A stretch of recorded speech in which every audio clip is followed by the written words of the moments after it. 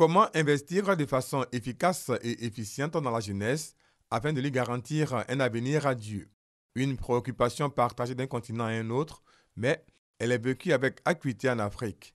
Le continent compte le plus de jeunes au monde, avec 200 millions d'habitants, âgés entre 15 et 24 ans, selon les estimations de la Banque mondiale, quand l'Union africaine chiffre le taux de chômage autour de 31%.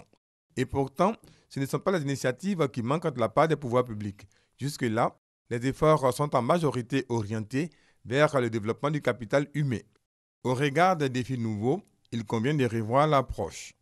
L'approche était d'investir dans l'éducation, d'investir dans la santé et on se limitait à cela. On est rentré dans un avenir du numérique et les gouvernements africains doivent s'adapter à cela.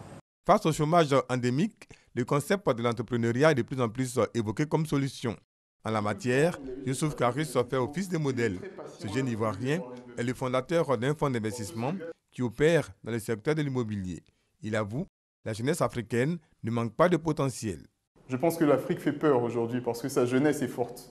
Sa jeunesse est forte, elle est talentueuse, elle est innovante. Il y a juste le déclic qui manque. Et ce déclic-là, effectivement, il faut qu'on arrive à l'encadrer, il faut qu'on arrive à le penser, à le prévoir. Être entrepreneur, ce n'est pas un choix par défaut. Aujourd'hui, c'est vrai qu'on a tendance à présenter l'entrepreneuriat comme une solution au chômage, mais en fait, on n'entreprend pas par défaut. Quand on entreprend, c'est par choix. C'est parce qu'on a décidé de le faire et ce n'est pas parce qu'on ne trouve pas de boulot. Parce que c'est beaucoup plus dur d'entreprendre que de trouver un travail. Et ça, il faut le comprendre.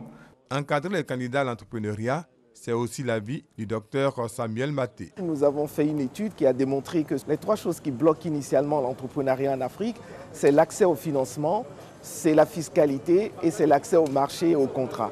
Tout comme l'entrepreneuriat, une autre démarche s'impose pour endiguer le chômage des jeunes, selon nos 2 spécialistes. Il s'agit d'une réforme absolue du système de formation pour une meilleure adéquation avec le monde du travail.